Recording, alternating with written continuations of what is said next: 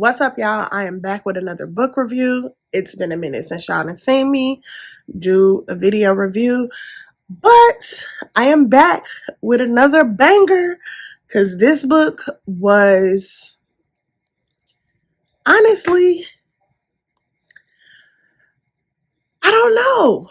I wasn't expecting this book to unfold the way it did, and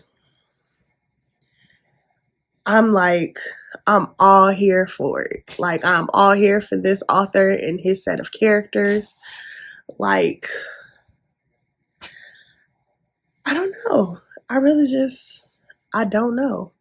Anyway, the title of the book is Loose Lips by Mac Guinness. It's set in New Orleans, and it is a murder mystery. There's a character named Anthony who did a 5-year bid in prison because someone that he worked lightly with, or he didn't even work with the person, but they had the same plug, and that person ended up turning state's evidence on him. It caused him to get 5 years in prison. So he spent those 5 years concocting his revenge plot. And typically I'm all here for a good revenge story. I'm all here for a good murder mystery. I'm all here for everything that this book delivered. So I'm only going to mention my favorite characters in this book, because I really only have 3. I have 3 favorite characters.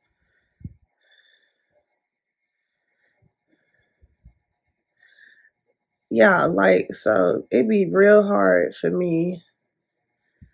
I got carpal tunnel, so it'd be real hard for me to hold up 3, but that's what I was just trying to do. All right, so like I said, the plot of this book is a murder mystery centered around revenge.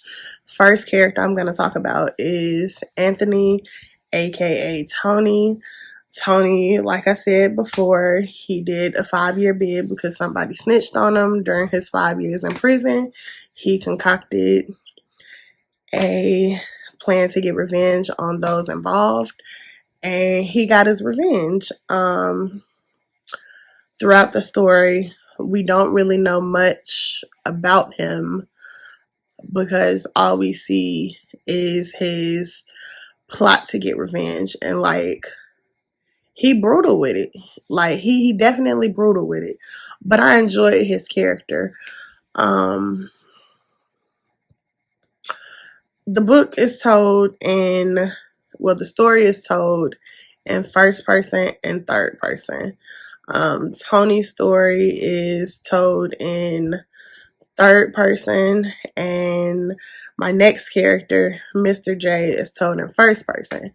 Mr. J is a retired Navyman. He is a ex-police officer who was excommunicated for stealing $500,000. Yeah, he stole $500,000 during the drug bust, and it just so happened that he got caught up. Anyway, he did time in prison. He got out of prison. He changed his life around. He runs a homeless, I don't know if you could call it a shelter, but he runs a center where homeless people can come and get breakfast, lunch, and then sandwiches for dinner. So I like that aspect of it. Another thing that I liked about this book was it was set in New Orleans. New Orleans is on my bucket list of books. I live in a book world, y'all. Y'all gotta excuse me. New Orleans is one of the places that I wanted to visit prior to COVID happening. So at some point, hopefully within the next 2 years, because I don't think I'm gonna be traveling any for the next 2 years. I'm going to New Orleans because I got to see if like some of these places that was mentioned in this book actually exist or if they were all created for reader purposes. Um, one thing, so like, okay, so the Algiers. I don't know if I'm pronouncing it right. I'm not from New Orleans, so I don't know. But the Algiers, like when I read that, I instantly thought about Deja Vu, Denzel Washington's movie that took place in New Orleans. And yeah, I kind of like, I literally was like right there, fly on the wall. Like when shit was happening, I was yelling at the book, like, turn around, he about to hit you, which I didn't really know, but it was just, you know, you get those feelings when shit about to pop off. But this book, oh my goodness. The contrast between Tony and Mr. J, um, it's only there in the fact that Tony wanted revenge for his crimes and Mr. J, like, he was okay with the crimes that he committed. He paid his debt to society. He got out, he changed his life, he tried to help other people. Like, that's the biggest difference between them. um but you know, my favorite character was Chill. Chill is Mr. J's best friend. He helps him solve this mystery. He like ride or die, I got you, like everything. And Chill isn't, you know, free from his demons. He is struggling with a drug addiction. His drug of choice was heroin. And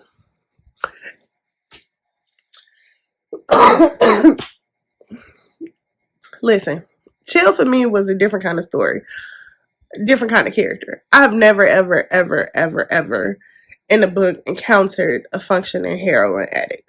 Like it never happened. Like I've never had a character that was a functioning heroin addict. Chill was a pimp. Like he wasn't a pimp like he had multiple women that he was pimping. Chill just his persona, his swag, it just screamed everything pimp. He was kind of laid back, but he could talk a good game. Like for me, I think the best part of the book was when Chill made the realization that he wanted more out of life than being a drug addict. And he made that decision that he wanted kids, he wanted to marry his girlfriend, he wanted to live a normal life. And he made those changes. Um, the only thing I didn't really like with Chill's character was he got clean in 45 days and he had been on heroin for the better part of 20 something years, I believe it was. But he was still my favorite character. Like, Chill character was funny. Chill character was witty. Chill character was like everything. Chill kind of like helped this story move along. So I was happy that we had that character.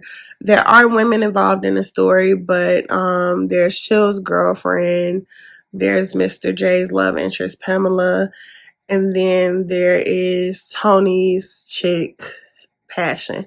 Let me talk about Passion. Okay, so Passion, she appears to be the ride or die chick, the one that's down for her dude. She, you know, helping him getting his revenge, you know, all of that. But she folded. She folded. And she folded because they threatened her daughter. And I understood that. But at the same time, you folded and you still walked away with the short end of the stick. Anyway, on to the next part. My rating for this book is a 5.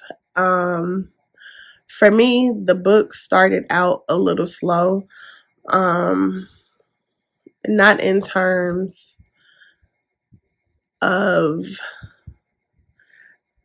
the book started out slow, but it was only because he had to build to the excitement and the action of the story. And so after that building was done, it took off. It was like full steam ahead. The writing was immaculate. Like, it was clean, couldn't really find anything wrong with it. There were very minimal grammar errors, and it wasn't even in terms that like the grammar was messed up. It was just like in certain sentences maybe a name wasn't capitalized, which was cool. I was hesitant to, I didn't read the synopsis of the book, so I just went in off the cover, and the cover, I didn't really like vibe with the cover. So all I had to go off was the title, and the title is Loose Lips. So I was like, oh, okay, this got, like, the book was worth it. The writing was impeccable. The character development was probably some of the best I've seen all summer. I just, I really enjoyed this story. Like, I didn't expect the book to end the way it did. Like, I really didn't. But I'm definitely interested to see what this author does with Tony's character specifically. Like, I'm cool with, all the other characters, but I definitely want to see what he does with Tony's character, because it's definitely some layers there that,